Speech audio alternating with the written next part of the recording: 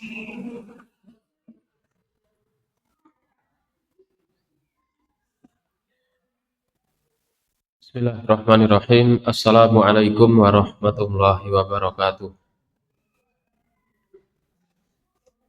Alhamdulillahirabbil alamin wa bihi nasta'inu ala umuri dunya waddin. Wassalatu wassalamu ala asyrafil anbiya'i wal mursalin nabiyina wa habibina Muhammadin wa ala alihi wa sahbihi ajma'in wa man tabi'ahum bi ihsanin ila yaumiddin amma ba'd.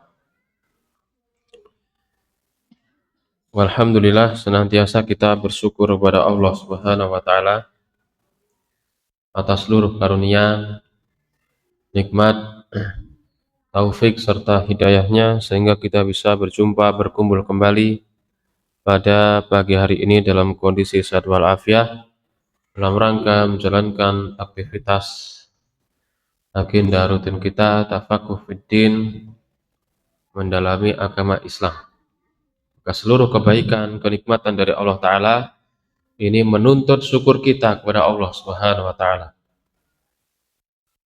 Yang kedua, salawat serta salam semoga tetap tersampaikan, tercurahkan kepada baginda Agung Muhammad alaihi salatu wassalam beserta keluarganya, sahabatnya, dan seluruh kaum muslimin yang mengikuti sunnah beliau dengan baik sampai hari kiamat kelak.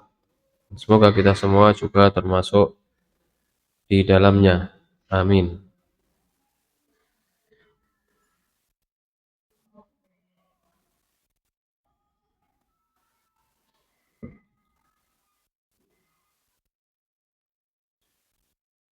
Kita lanjutkan pembahasan kitab Ashrun Yajri Thawabuha Ba'dal Mamat. Ada 10 amalan yang pahalanya senantiasa mengalir sampai pun orang yang meninggal dunia.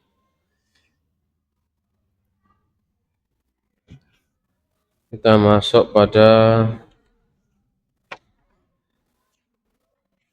poin yang ke-8. Poin yang ke-8.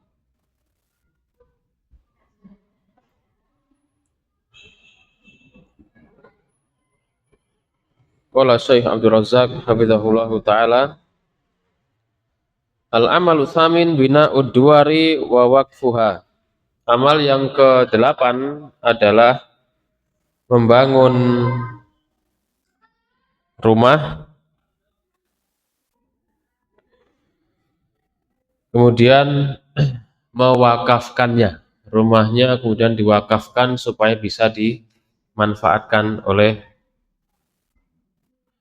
orang-orang. Membangun rumah kemudian dimanfaatkan rumah tersebut oleh orang lain. Wa qad warada hadzal amalu fi hadisi Abi Hurairah radhiyallahu anhu inda qaulin Nabi sallallahu alaihi wasallam, "Au baitan li sabili banahu." Dan hal ini telah disebutkan dalam hadis riwayat Abu Hurairah radhiyallahu anhu, atau rumah yang dia bangun untuk para musafir. Ini juga termasuk amal yang kalau dijalankan maka orangnya akan mendapatkan pahalanya.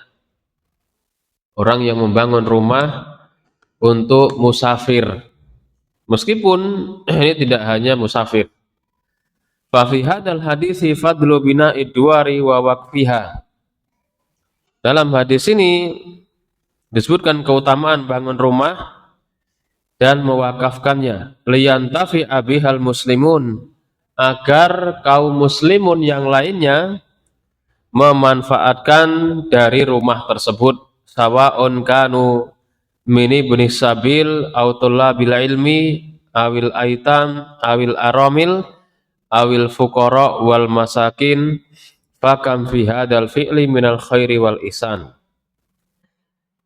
Tidak hanya ibnu sabil atau musafir yang memanfaatkan, bisa jadi musafir atau penuntut ilmu atau anak yatim atau para janda atau orang fakir miskin.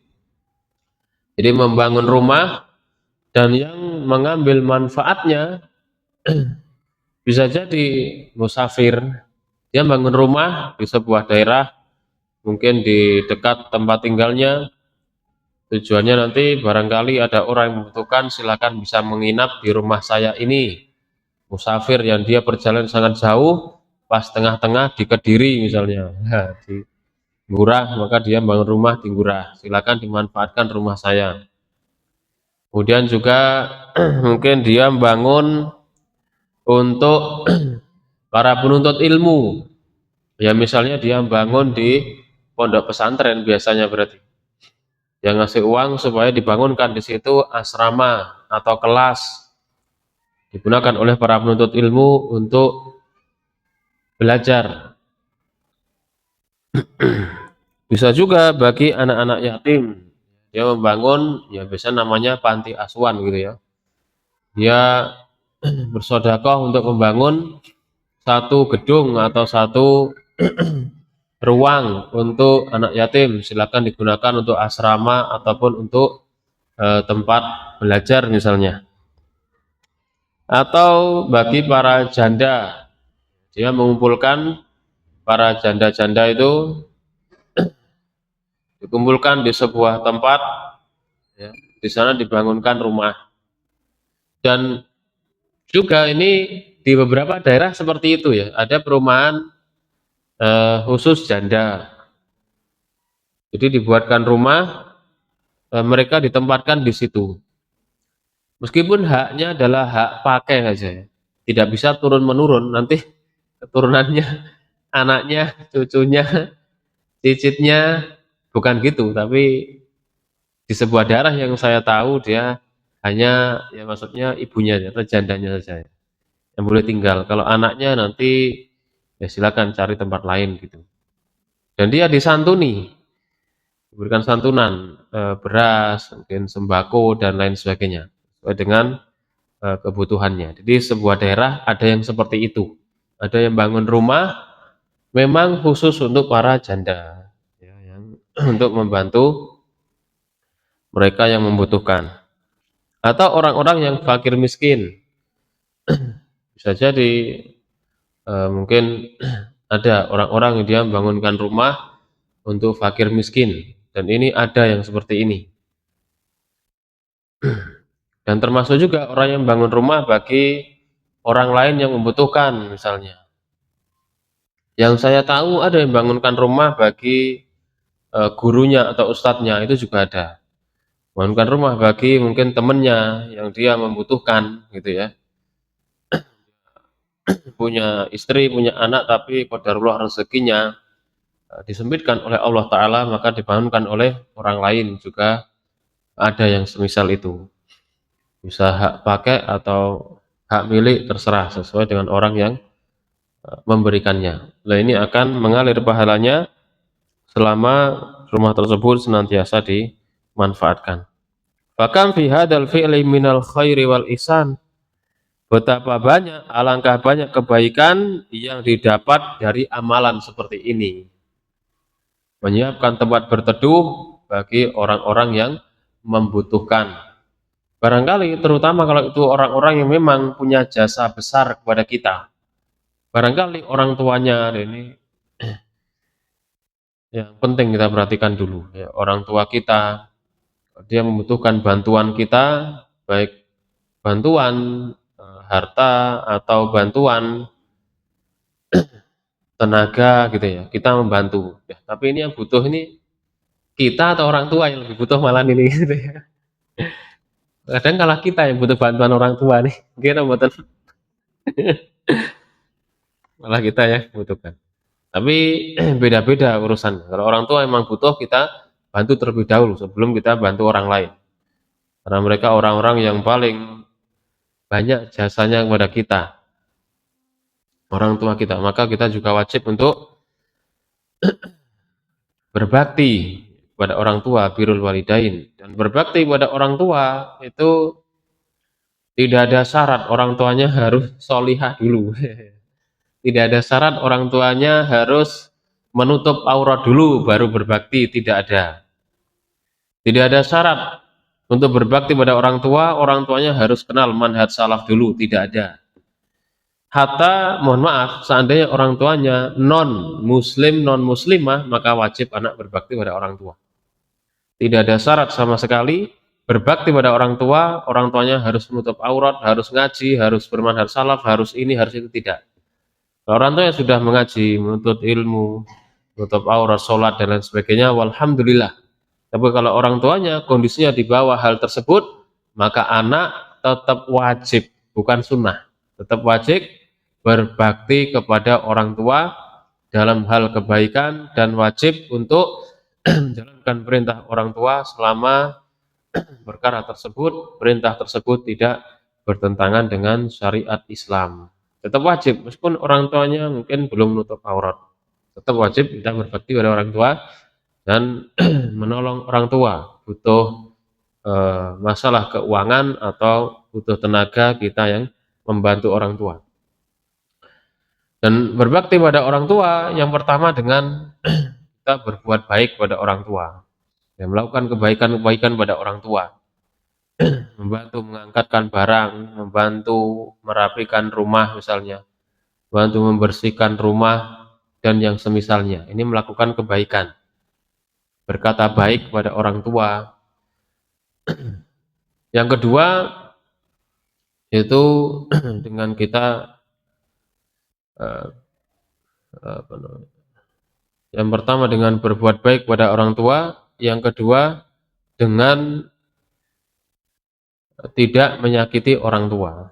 Yang kedua, berbakti pada orang tua itu dengan tidak menyakiti orang tua. Tidak boleh kita menyakiti orang tua, baik menyakiti dengan lisan maupun menyakiti dengan amal anggota badan, tidak boleh. Tidak boleh anak dia durhaka kepada orang tua. Maka bentuk berbakti pada orang tua yang kedua adalah dengan tidak menyakiti orang tua. Dan urutannya tadi ya, yang pertama berbuat baik pada orang tua, ini saya kira banyak orang yang melakukannya, banyak yang bisa maksudnya. Banyak yang bisa melakukan kebaikan pada orang tua, bantu nyapu, bantu ngepel, ya, bantu ngasih uang, insya Allah banyak. Yang kedua, tidak menyakiti orang tua, ini juga ada, tapi lebih sedikit daripada yang pertama, melakukan kebaikan pada orang tua. Tidak menyakiti orang tua, tidak berkata kasar, tidak berkata dengan nada marah, nada lebih tinggi dari orang tua. Ini ada, tapi lebih sedikit daripada jenis yang pertama. Yang pertama, berbuat baik pada orang tua. Yang kedua, tidak menyakiti orang tua. Dan yang ketiga, sabar terhadap gangguan orang tua. Ini juga bentuk kita berbakti pada orang tua. Sabar terhadap gangguan orang tua. Mohon maaf, bisa jadi orang tua ini punya karakter-karakter yang mungkin kurang pas, kurang cocok. Bisa jadi ucapannya, tingkah lakunya, perbuatan orang tua bisa jadi ada yang seperti itu, punya karakter ciri khas khusus misalnya. Misalnya seperti itu. Tapi kita sebagai anak ya wajib bersabar atas gangguan orang tua. Ya, harus bersabar, dan ini yang sedikit sekali yang bisa menjalankannya. Kalau ditanya, kenapa kita harus melakukan 3 hal ini, gitu ya. Kenapa birrul walidain harus dengan 3 hal ini? Berbuat baik pada orang tua, tidak menyakiti orang tua, sabar terhadap gangguan orang tua. Kenapa kita harus melakukan ini? Jawabnya, itu adalah bentuk kita membalas secara pas. Bentuk kita membalas secara pas atas kebaikan orang tua kepada kita yang sudah dilakukan, gitu loh ya. Karena orang tua telah melakukan 3 hal ini kepada kita. Orang tua telah berbuat baik kepada kita. Nggih napa mboten? Tentu iya. Lah kita buktinya bisa hidup sampai sekarang. Karena orang tua menyayangi kita, menjaga kita, melindungi kita, gitu ya. Juga ngasih makan, ngasih minum, memberikan pakaian dan sebagainya. Orang tua yang berbuat baik kepada kita, ya. Sebelum tetangga kita, sebelum Pak D, Pak Le dan Mbah dan lain sebagainya. Yang pertama kali orang tua kita, tentu secara umum seperti itu. Yang kedua, orang tua kita juga tidak menyakiti kita. Bahkan sampai kita dewasa pun kita juga tetap dianggap anaknya yang kecil, yang imut gitu loh ya. Gitu ya. Meskipun mungkin bisa jadi kita umurnya sudah 30, 40 mungkin sudah jadi mbah-mbah ya, sudah punya cucu, tapi kita di mata orang tua tetap kita seperti anaknya yang kecil gitu ya. Orang tua juga tidak menyakiti kita, sudah menjalankannya, sudah sejak dulu. Ya seandainya orang tua memukul kita, itu pun adalah pukulan pendidikan, tujuannya insya Allah kebaikan kita, bukan untuk memukul menyakiti kita. Orang tua juga tidak menyakiti kita. Dan yang ketiga, orang tua ya, sabar terhadap gangguan kita. Bukan hanya sabar, tapi sangat sabar sekali terhadap gangguan kita, terutama ya ketika kita dahulu masih kecil. Ya, kita dirawat sudah berapa puluh tahun ini ya, dibantu orang tua sejak dulu ini. Ya, orang tua sudah sabar terhadap gangguan kita. Ya, kita nangis ya gitu ya, kita rewel, kemudian kita juga mungkin ya mohon maaf buang air kecil, buang air besar itu kan dahulu sabar terhadap kita yang ya seperti itu. Ya tentu seluruh kita ini ya pernah kecil dan juga pernah belum beneh lah pada waktunya dulu. Itu kan orang tua yang sabar terhadap gangguan kita. Nah, kita berbakti pada orang tua dengan kita berbuat baik pada orang tua, dengan kita tidak menyakiti orang tua, dan kita sabar terhadap gangguan orang tua. Dan terutama ketika mungkin bapak ibu kita ya sudah tua, sudah sepuh ini ya, semoga kita diberikan kesabaran dalam menjaga mereka, dalam merawat mereka, karena orang tua juga sudah mendidik, merawat, melindungi kita dengan baik sampai kita ya bisa seperti ini.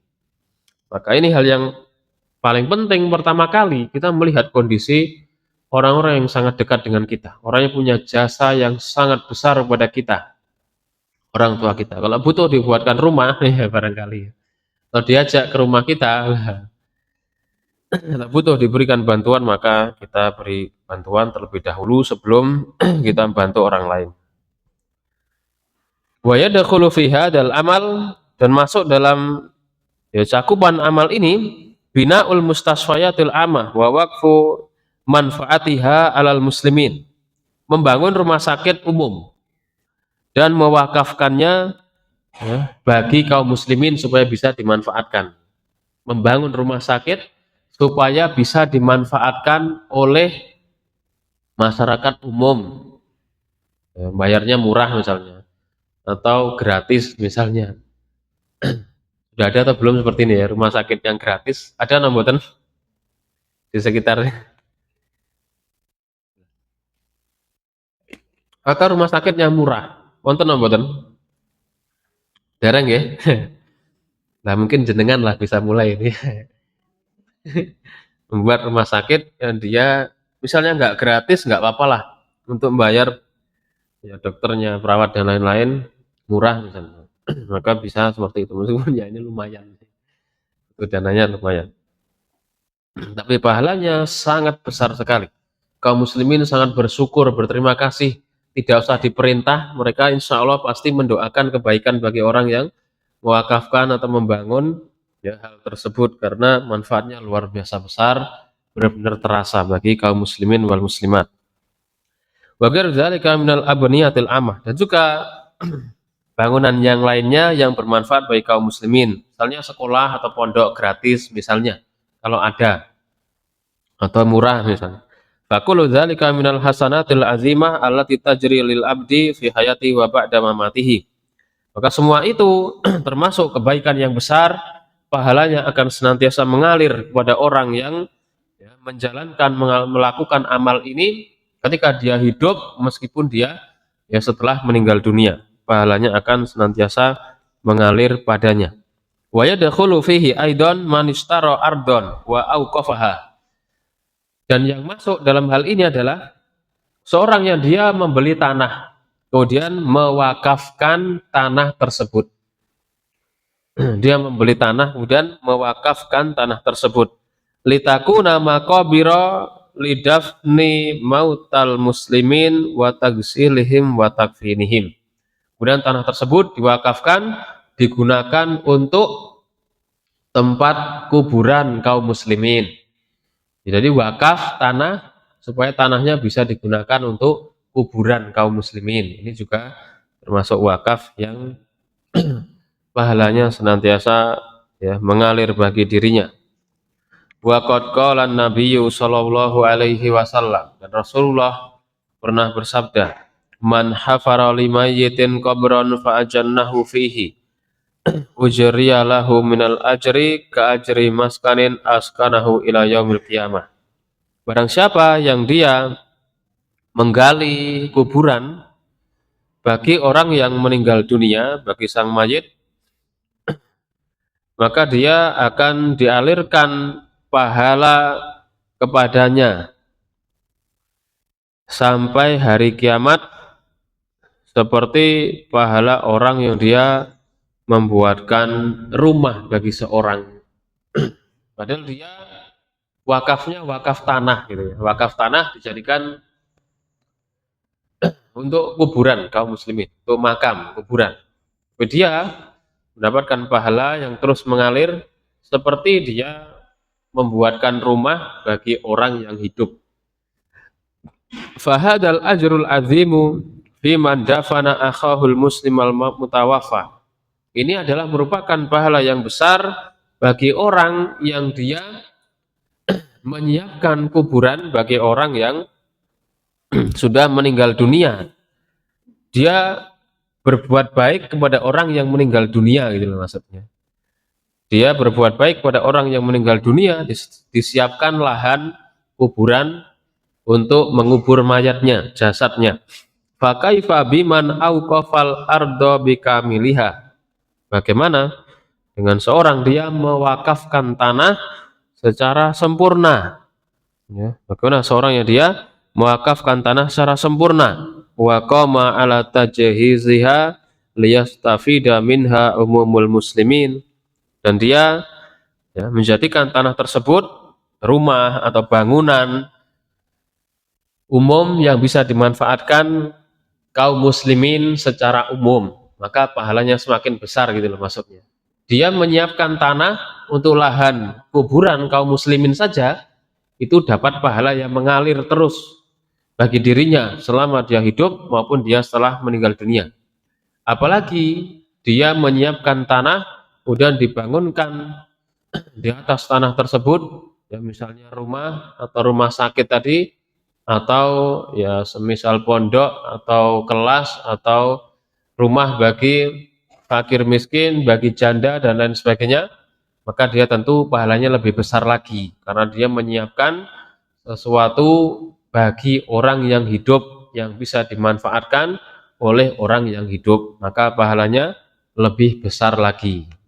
Masuk dia bangun rumah atau bangun fasilitas umum yang lain yang bisa dimanfaatkan oleh kaum muslimin wal muslimat, digratiskan, alhamdulillah 100%. Atau diminta untuk membayar tidak banyak misalnya, murah, maka juga dia masih mendapatkan pahalanya.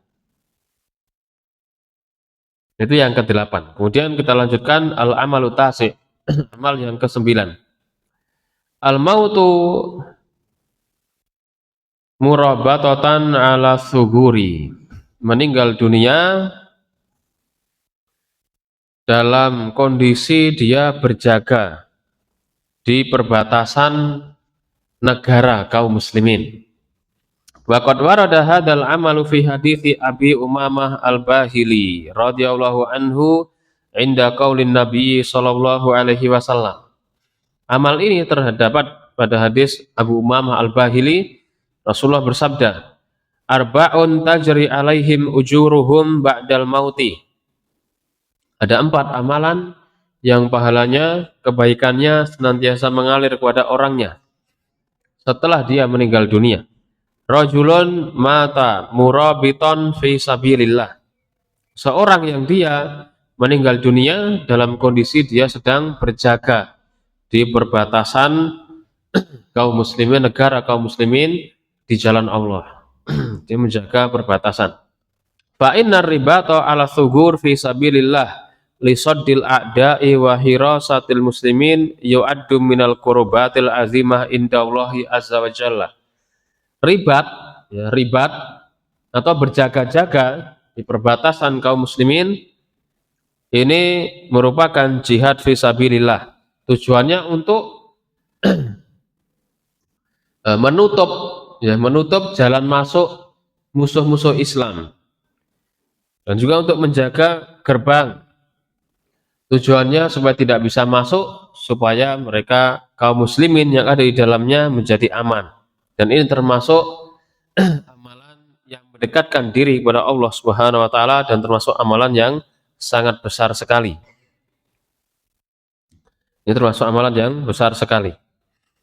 Wa sabatat lahu fadailu adidah, dan pahalanya juga keutamaannya sangat banyak sekali.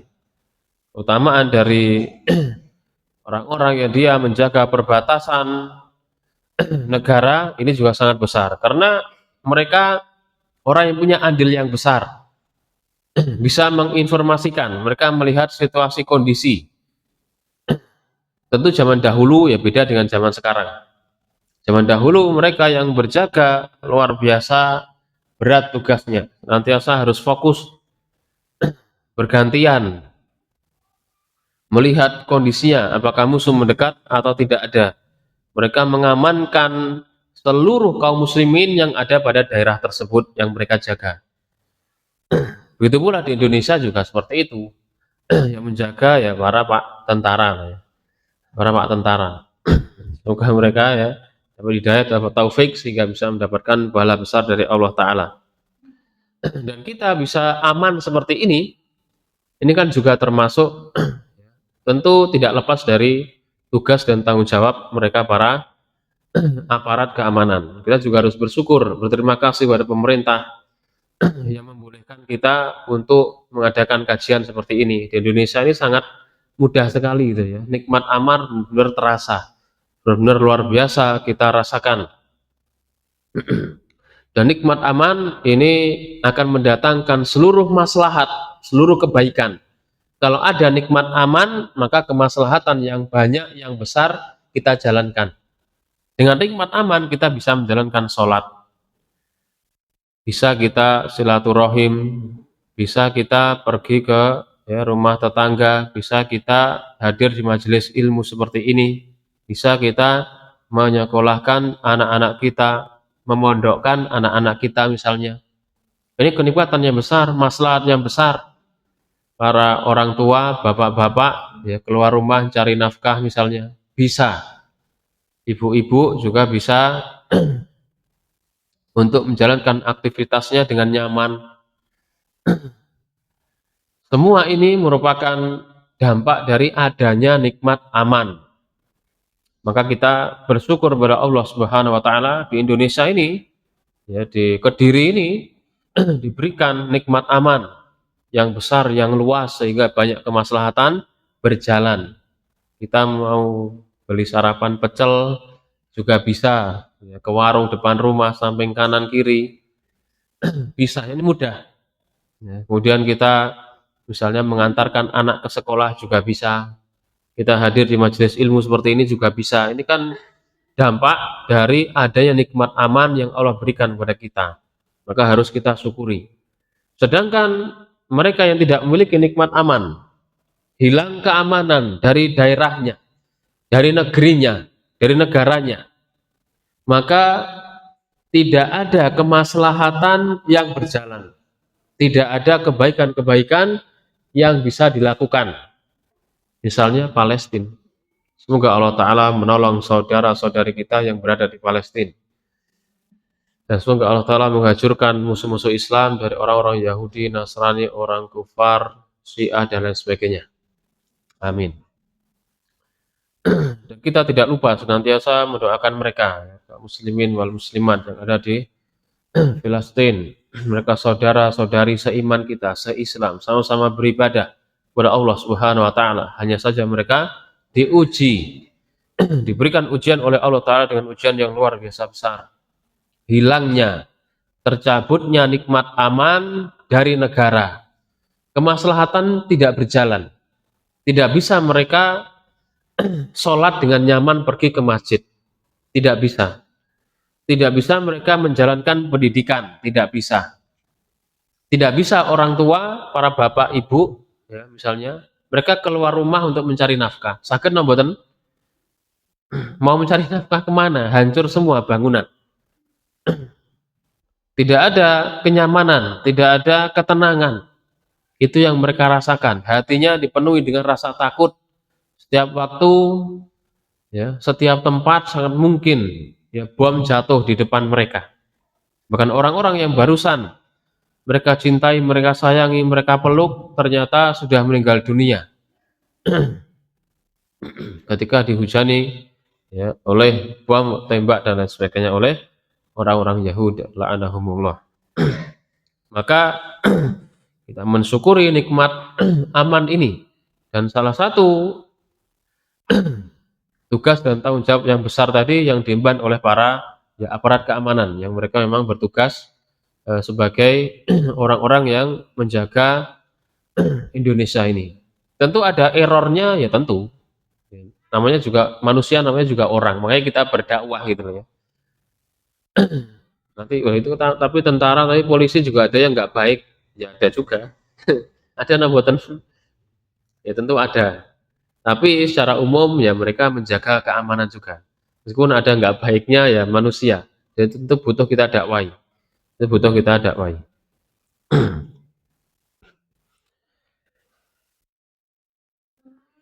Wa sabatat lahu fadail adidah faqad rawa Muslimun fi sahihihi min hadithi Salman Al-Farisi radhiyallahu anhu. Di dalam sahih Muslim dari hadis Salman Al-Farisi, Rasulullah alaihi salatu wassalam beliau mengatakan, ribatu yaumin wa lailatin khairun min siyami syahrin wa qiyamihi. Ribat berjaga sehari semalam di perbatasan itu lebih baik daripada puasa sebulan dan daripada sholat malam sebulan.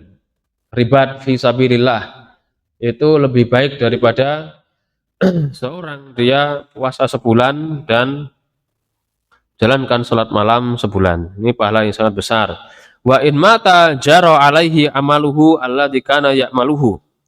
Dan apabila dia meninggal dunia ya dalam keadaan berjaga itu, maka amalannya senantiasa mengalir ya sebagaimana yang dia amalkan setiap harinya. Masih hidup dia pernah berzikir, dia sedekah, dia juga berjaga itu. Dia berbakti pada orang tua. Dia memenuhi nafkah istri dan anaknya. Ketika dia meninggal dunia, maka seakan-akan dia masih mengamalkan amalannya selama dia hidup. Kemudian juga wa ujriya alaihi rizquhu, dan dia juga senantiasa diberikan rezeki oleh Allah Ta'ala selama dia hidup dan dia setelah meninggal dunia masih diberikan jatah rezeki oleh Allah Subhanahu wa Ta'ala.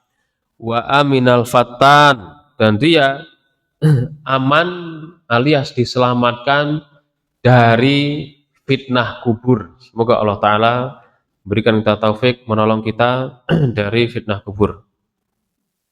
Fa asbata Nabiyyu sallallahu alaihi wasallam lil murabiti ala suhuri arba khasais. Maka Rasulullah alaihi salatu wasallam di sini memberikan 4 kekhususan bagi orang yang mereka berjaga-jaga ya di perbatasan.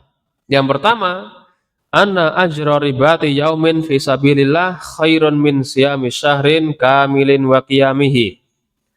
Orang yang dia berjaga sehari semalam ribat fi sabilillah, maka dia mendapatkan pahala yang lebih baik daripada puasa sebulan penuh dan juga daripada dia sholat malam penuh. Pahala yang besar bagi orang yang ribat fi sabilillah. Karena kaitannya tadi dengan ya, keamanan, dia menjaga keamanan. Asaniyah, yang kedua, anna ajra hasanatihi allati kana ya'maluha fi hayatihi min sholatin wa zakatin wa siyamin wa birrin wa ihsanin tajrilahu ba'da mautihi. Sesungguhnya pahala kebaikan dari amal yang dia lakukan ketika dia masih hidup, baik itu sholatnya, zakatnya, puasanya, amal soleh yang lainnya, semuanya senantiasa mengalir padanya setelah dia meninggal dunia. Dia hidup, sholat, zakat, dan melakukan kebaikan yang lain. Ketika dia mati dalam kondisi ribat, maka dia mendapatkan pahala yang senantiasa mengalir dari amalan yang biasa dia lakukan ketika hidup. Wala tanqati'u idza mata wa huwa murabitun fi sabilillah. Amal yang tidak akan terputus ketika dia meninggal dunia dalam kondisi ribat fi sabilillah. Fayunammiha Allahu taala wa yudha'ifuha lahu wa huwa fi qabrihi. Dan Allah Subhanahu wa taala menambahkan baginya kebaikan pahala tersebut dan melipat gandakannya padahal dia sedang meninggal dunia dan dia berada di kuburan.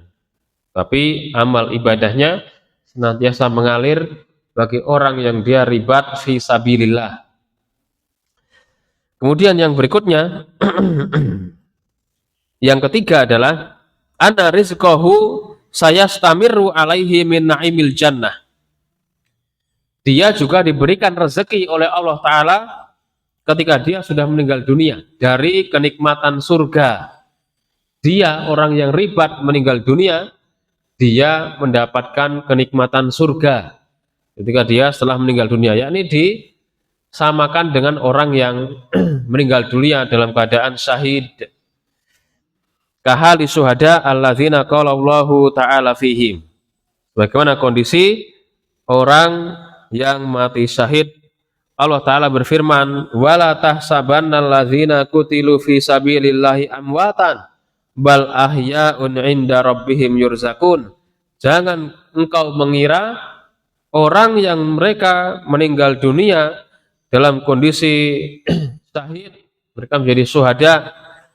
Jangan kira mereka itu meninggal dunia. Mereka sebenarnya hidup di sisi Allah Subhanahu wa taala dan mereka diberikan rezeki oleh Allah Ta'ala dari kenikmatan surga.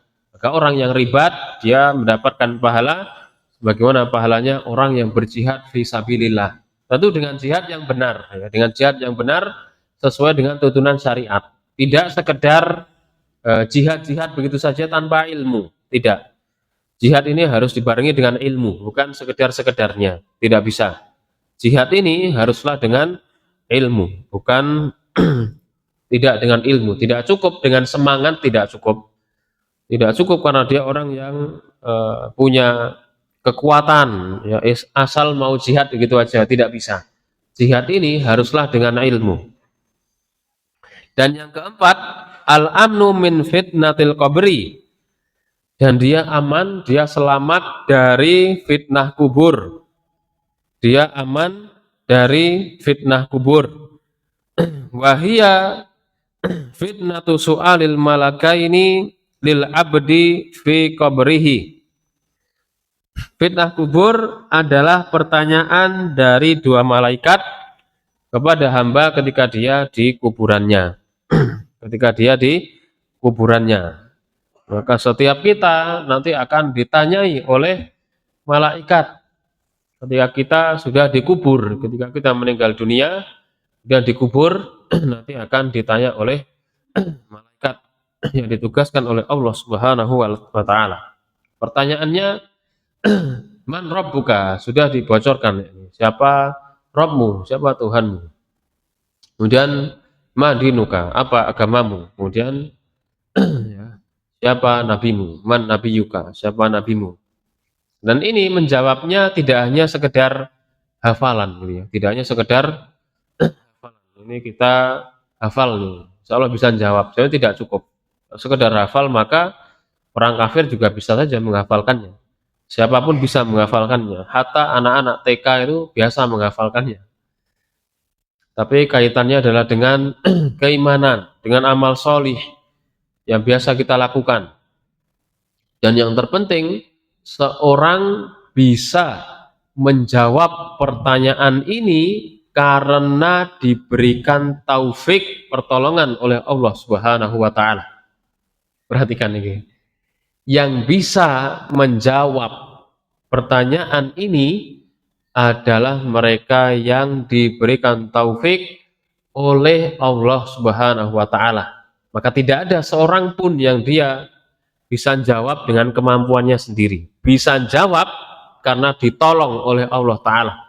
Maka hal yang harus kita usahakan, bagaimana cara kita supaya Allah mau menolong kita ketika kita nanti ditanya oleh malaikat gitu ya. Karena Allah yang berfirman, yusabbitullahu alladziina aamanu bil qauli tsabiti fil hayatid dunya wal akhirah.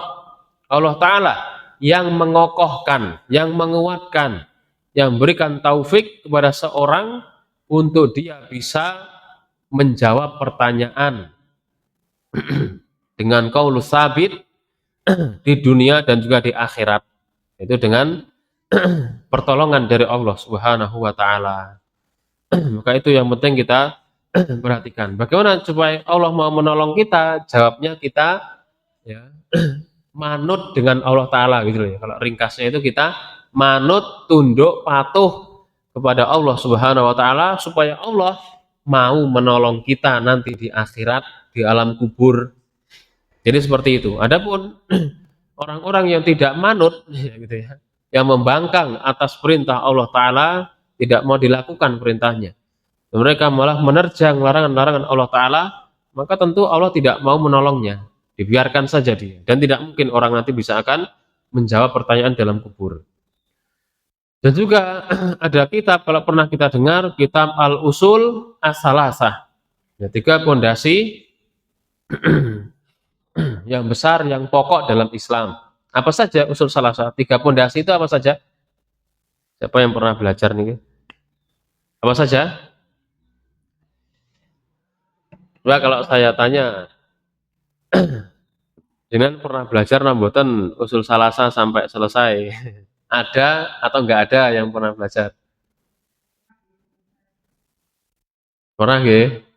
Kira-kira berapa orang coba angkat tangan dengan hitung piyambak niku? Saya enggak bisa ngitung. Berapa kira-kira? Kalau ditanya ini la tawadu'a fil majalis. Gak ada tawaduk kalau ditanya dalam majelis ilmu. Bukan tempatnya tawaduk ini.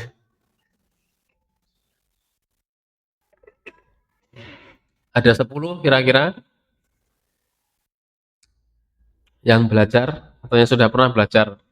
Apa intinya kitab usul salasah itu, intinya apa gitu. Atau kalau saya tanya gini, apa saja 3 pokok dalam kitab usul salasah ini? Apa saja 3 pokok itu? Yang pertama,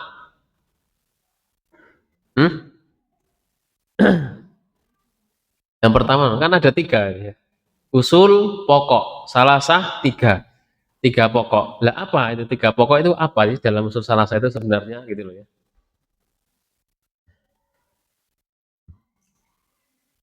Ma'rifatul abdi rabbahu, mengenal Rabbnya Allah Subhanahu wa Ta'ala, yang pertama. Yang kedua,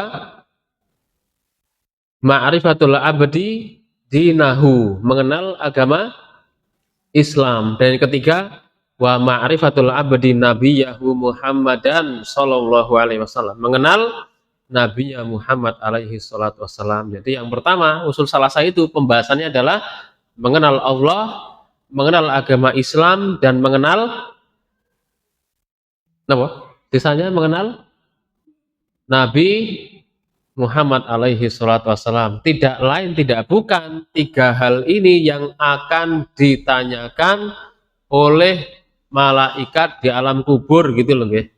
Bisa dipahami nggih? Padang nggih punan. Ya, apa manfaatnya kita belajar kitab usul salasah? Ya kita supaya tahu, supaya kenal bagaimana keimanan kita pada Allah Subhanahu wa Ta'ala.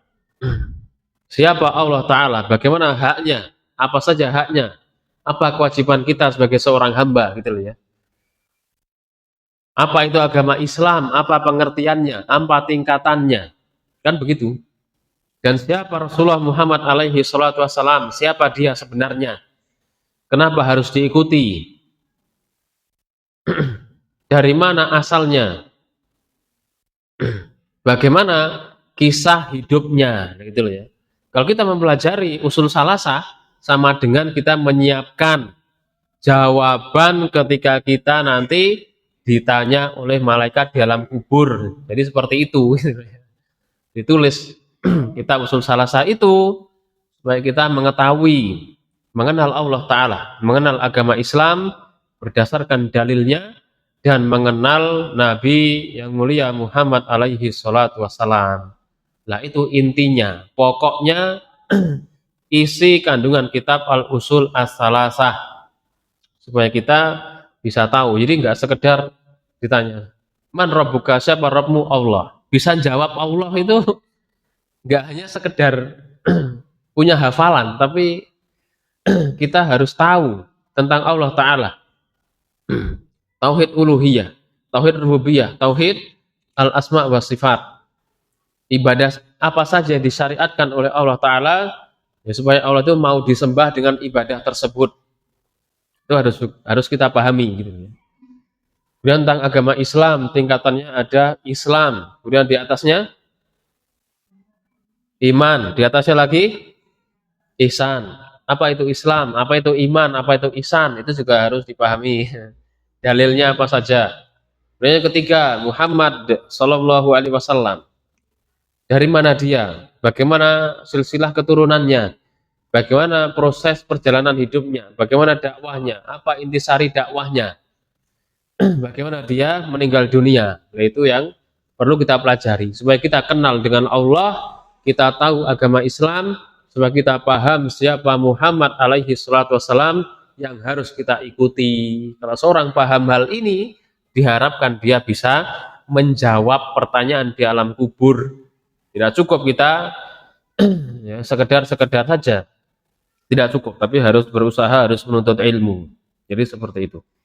Siapa yang menulis kitab Al-Usul As-Salasah? Syekh Muhammad Ibnu Abdul Wahab rahimahullahu ta'ala. Nah, ala kulli hal, kita lanjutkan.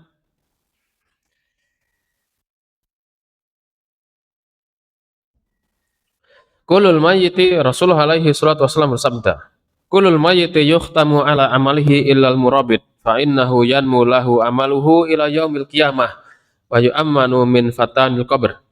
Rasulullah mengatakan setiap mayat, orang yang meninggal dunia, dia akan diputus amalnya, kecuali murabit, orang yang berjaga-jaga di medan, di perbatasan. Orang yang seperti itu dia akan dikembangkan, ditambahkan oleh Allah Ta'ala amalnya sampai hari kiamat, tidak diputus oleh Allah Ta'ala. Dia hidup atau mati, dia seperti orang yang senantiasa beramal, pahalanya terus mengalir. Wa yu'ammanu min fatanil qabr, dan dia diselamatkan, diberikan keamanan dari fitnah kubur. Ini dia diberikan taufik untuk bisa menjawab ya pertanyaan di alam kubur. Dan barang siapa yang dia bisa menjawab pertanyaan di alam kubur, maka dia akan lebih mudah urusannya setelahnya. Kita di alam dunia, nanti kemudian pindah kalau sudah mati di alam kubur. Setelah itu nanti hari kiamat dibangkitkan semua di padang mahsyar. Itu berurutan. Kalau nanti perkaranya di alam kubur, dia bisa menjawab pertanyaannya, maka dia kehidupan setelahnya akan lebih mudah. Semoga Allah Subhanahu wa taala memberikan kita taufik untuk bisa menjawab pertanyaan malaikat di alam kubur kelak. Amin. Tentu itu dengan belajar ya. Dan mengucapkan amin, kabulkan ya Allah, bagus. Tapi kita harus terus istiqomah untuk belajar seperti ini memang. Wa inna mimma yaltahiqu bihadzal bab man yajahidu bimalihi wa yatasaddaqu fi sabilillah wa yatasaddaqu fi aujuhi ida'il quwwati wal itadil junudil qaimin ala himayati diyaril muslimin.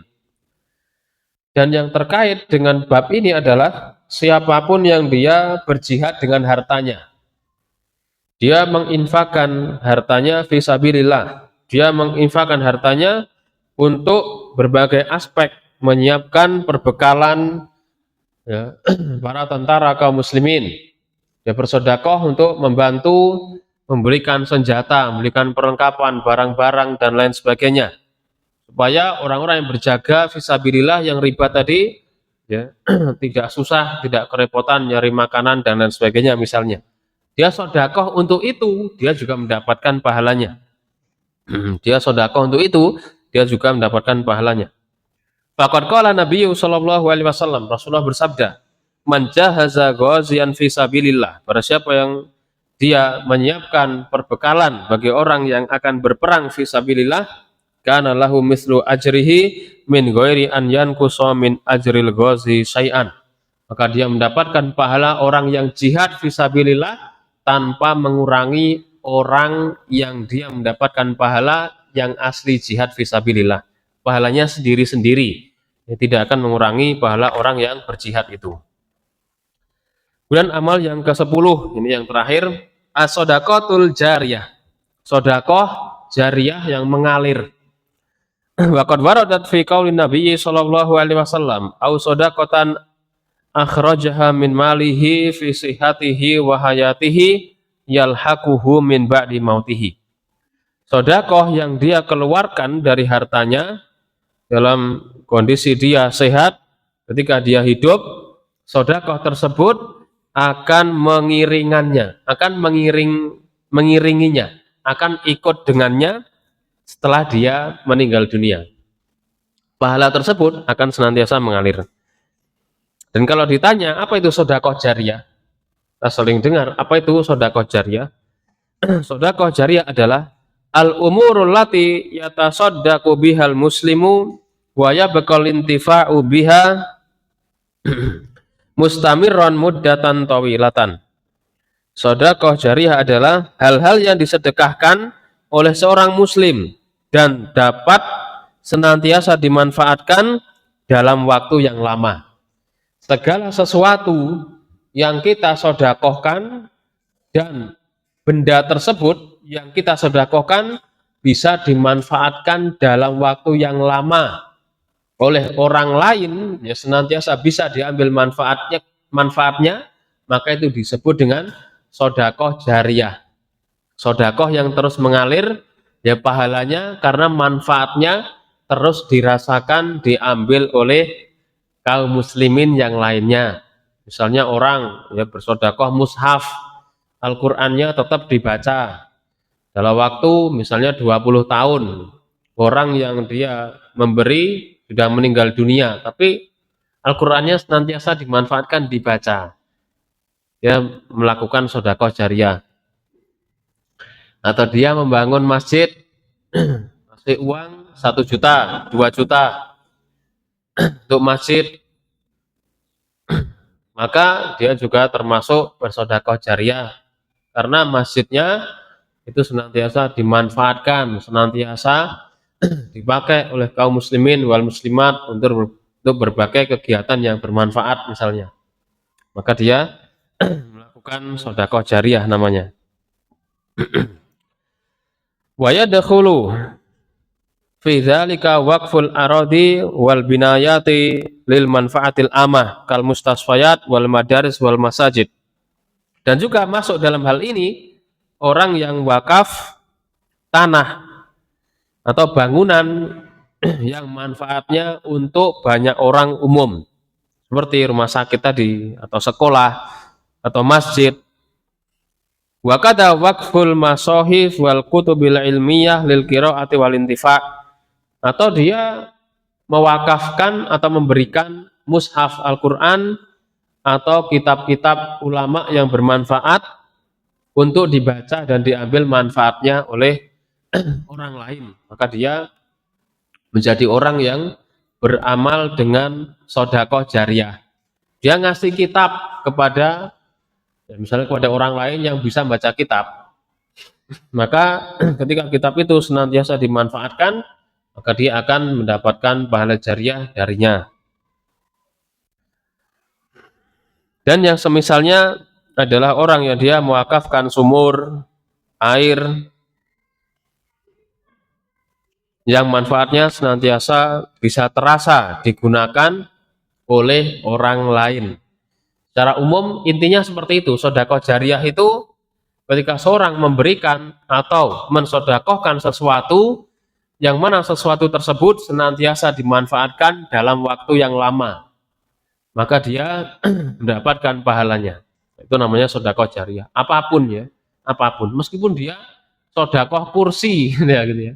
sedekah kursi ya dipakai di masjid atau di kajian seperti ini, ya dia bisa mendapatkan pahala jariah ketika ya barang yang dia sedekahkan ini dimanfaatkan oleh kaum muslimin wal muslimat.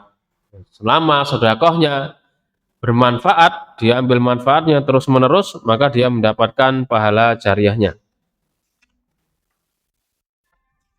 Kemudian al-khotimah, penutupnya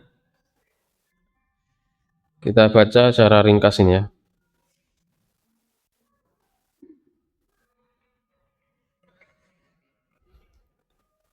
Apabila seorang mukmin dia mendapat taufik telah mengetahui keutamaan amal-amal yang sudah kita sebutkan dari 1 sampai 10 tadi, dan kebaikan yang besar yang senantiasa mengalir bagi dirinya, maka ya semoga dia itu menjadi orang yang berusaha meraihnya dan bersungguh-sungguh untuk mencapai keutamaannya ya, selama dia masih dalam keadaan hidup dan sehat. Itu yang baik daripada dia menunda. Dari 10 hal ini, maka sejak awal saya bilang ini yang bisa kita lakukan, kita berusaha memilih ya minimal 1 lah ya. Misalnya kita mensodakohkan mushaf atau sodakoh bantu bangun masjid meskipun 50.000 misalnya, itu akan bermanfaat bagi orang yang bersodakoh. Kita berusaha mengambil amal-amal ini ya minimal 1 atau 2 atau 3, silakan, itu akan bermanfaat bagi ya kita semuanya. Itu akan bermanfaat bagi kita semuanya.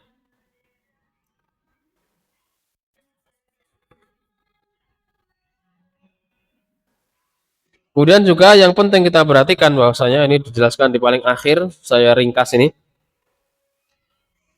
Wal yatanabbahil mu'minu ila annahu kama yajri thawabu ba'dil a'mali sholihah madama asaruha thayyib baqiyan finnas. Dan yang perlu kita perhatikan, sebagaimana pahala amal soleh itu akan terus mengalir selama dampak baiknya bisa dimanfaatkan oleh orang-orang, maka sebaliknya fakadzalika minal a'mali ma yakunu wizruha jariyan wa ismuha yarji'u liman da'a ilaiha madama syarruha wa asaruhal khabithu baqiyan finnas.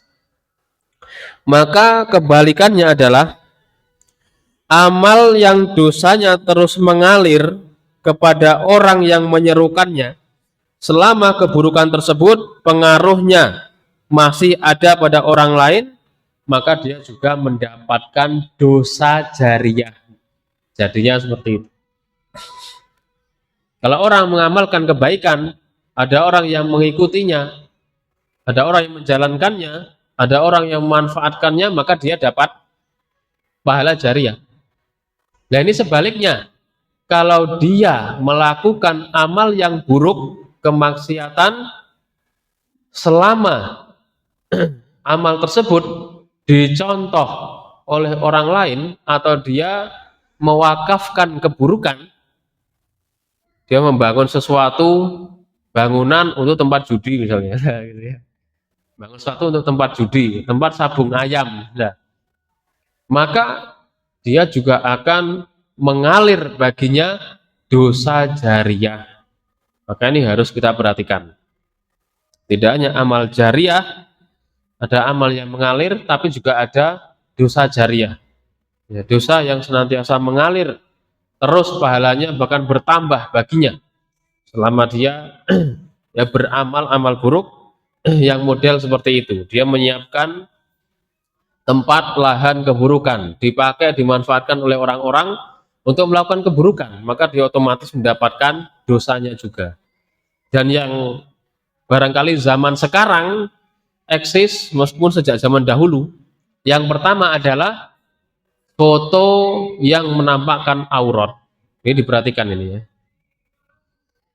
Foto yang menampakkan aurat ketika dijadikan status atau dijadikan apalah ya, dan dia tersebar di medsos, maka selama ada orang yang melihatnya, maka dia akan mendapatkan dosa jariah meskipun dia sedang tidur, meskipun dia sedang masak, meskipun dia sedang nyuci, nggak ngapa-ngapain dia. Sampai dia meninggal dunia pun, kalau fotonya belum dihapus, belum dihilangkan, dan masih ada orang-orang yang melihatnya, maka dia otomatis mendapatkan dosa jariahnya. Yang pertama foto. Yang kedua adalah dia mengeser, ikut mengeser kajian-kajian yang di dalamnya ada subhat. Ya. Di dalamnya ada subhat. Di dalamnya ada keburukan, mengajak orang untuk melakukan keburukan, kesyirikan, kebid'ahan, kemaksiatan dan lain sebagainya. Dia ikut mengesernya, ikut menyebarkannya, maka dia juga akan mendapatkan keburukannya, mendapatkan dosanya. Selama ada orang-orang yang melihat video tersebut atau ceramah tersebut. Maka nasihat saya, ini kita benar-benar berhati-hati dalam hal ini, dalam hal foto dan juga dalam hal ya mengeser sesuatu. Kita tahu manfaatnya atau maksudnya kan kita ingin mendapatkan pahala gitu ya. Hanya saja kita kan harus benar-benar selektif gitu ya. Yang kita share ini benar-benar kebaikan atau keburukan.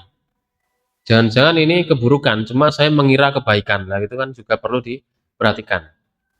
Dan juga mengeser sesuatu yang baik, mengeser sesuatu yang baik itu tidak hanya sekedar begitu saja gitu ya. Ini juga ada hal yang penting kita perhatikan. Sesuatu yang baik, entah tulisan, entah nasihat, entah video atau semisalnya, yang pertama yang harus kita perhatikan adalah sumbernya harus jelas. Di Al-Quran, oh ya Al-Quran, betul. Kontennya adalah konten yang benar, isinya benar. Lah kita bisa tahu nggak ini isinya benar atau tidak gitu ya. Kita itu ya, sendiri-sendiri pribadi kita bisa tahu apa enggak kita kontennya benar apa enggak. Dengan kita harus dengan belajar, harus berilmu kita supaya bisa menilai. Karena itu masalahnya dia menilai. Menilai sesuatu ini bukan sembarang orang tugasnya, tapi orang-orang tertentu yang berilmu tentunya. Yang pertama kontennya, sumbernya harus jelas. Yang kedua, siapa yang menyebarkan. Kalau kontennya benar, dia menyampaikan Al-Quranul Karim. Tapi sumbernya, yang menyebarkan adalah dari orang-orang yang dia tidak benar misalnya, dari orang-orang kufar misalnya, isinya benar. Maka ini juga penting diperhatikan. Yang menyebarkan siapa, itu harus kita lihat. Tidak hanya konten yang benar, tapi yang menyebarkan siapa, kalau kita ikut menyebar, itu juga akan menjadi tazkiyah, menjadi rekomendasi. Dia nomboten, misalnya ya, misalnya ada seorang yang dia membuat konten bagus, isinya Al-Quran, isinya hadis, tapi yang menyebarkan adalah orang yang mengatakan ya inamakoli dan lain sebagainya. Lah ini kita sebarkan dari websitenya orang seperti ini, dari medsosnya orang seperti ini, meskipun konten isinya benar, kita sama dengan merekomendasi orangnya. Iya apa enggak? Iya. Maka penting kita perhatikan. Yang ketiga yang diperhatikan adalah konten atau isi yang benar ketika ada auratnya, ketika ada auratnya, maka juga jangan disebarkan. Mau nggak mau nanti juga termasuk auratnya terlihat oleh orang-orang yang lain. Sebenarnya kontennya sih cuma misalnya menu makanan, cara memasak soto, rawon, gulai dan lain sebagainya. Hanya saja di situ ada misalnya perempuan atau laki-laki terserahlah. Cuma yang banyak perempuan gitu loh ya. Perempuan yang dia menampakkan aurat. Lah itu juga jangan disebar. Nanti kalau ada orang yang melihat, nggak hanya melihat makanannya, dia juga melihat auratnya orangnya. Ini juga perlu kita perhatikan seperti ini. Kalau kontennya bercampur seperti ini, antara kebaikan dan keburukan, yang paling aman kita tinggalkan. Yang keempat, dampak yang terjadi. Dan ini yang sangat sulit ini ya. Dampak yang terjadi. ketika kita nge-share ini dampaknya baik atau buruk. Ini perkara yang benar, perkara yang sahih. Tapi ketika kita sebar pada momen tertentu, situasi tertentu, pas atau tidak pas gitu. Ini yang bisa menilai juga ahli ilmu. Ini yang bisa menilai juga ahli ilmu. Saya bukan nakut-nakuti ini ya untuk nge-share. Tapi kita nge-share pun sesuatu itu juga harus dengan ilmu, harus di atas ilmu. Tidak sembarangan. Harus kita lihat ini. Kontennya, isinya benar apa enggak. Kalau kontennya keliru, mengajak kepada syirik, mengajak kepada bid'ah, mengajak kepada maksiat, tentu tidak boleh. Yang kedua, yang nge-share siapa? Kontennya baik, bagus, tidak salah. Tapi yang nge-share dari orang-orang yang tidak benar, maka kita tidak ikut-ikutan kita. Karena akan merekomendasi orang tersebut. Yang ketiga, kalau bercampur antara kebaikan, keburukan, biasanya ada auratnya itu, maka tidak kita share juga. Khawatirnya nanti dengan kita menge-share konten makanan misalnya, tapi ada aurat yang terlihat, kita jadinya juga akan menge-share keburukan, menge-share kebaikan sekaligus menge-share keburukan. Mending kita tidak ikut-ikutan. Yang keempat, dampak yang terjadi ketika kita nge-share ini, terutama pada situasi kondisi momen tertentu, ini juga penting kita perhatikan. Dampaknya bagus apa enggak bagus, dampaknya baik atau enggak baik. Kontennya benar, isinya benar, tidak ada kemaksiatan di dalamnya, tapi dampak yang terjadi gimana? Ini yang tahu adalah orang-orang yang berilmu yang bisa menilai seperti ini. Maka tidak kita bermudah-mudahan. Maksudnya tidak bermudah-mudahan. Kita nge-share sesuatu yang bermanfaat, silakan. Diharapkan kita ya bisa mendapatkan pahala jariah darinya, tidak mengapa. Tapi kita tidak bermudah-mudahan, tidak segala sesuatu kita share. Jadi seperti itu. Karena ya banyak sekali yang bisa dibilang kurang perhatian dengan hal seperti ini. Asal nge-share gitu ya, tidak dilihat kontennya apa, isinya. Kebaikan tapi bercampur dengan ya kemaksiatan, ada yang tidak menutup aurat. Itu kan banyak sekali. Nggih mboten?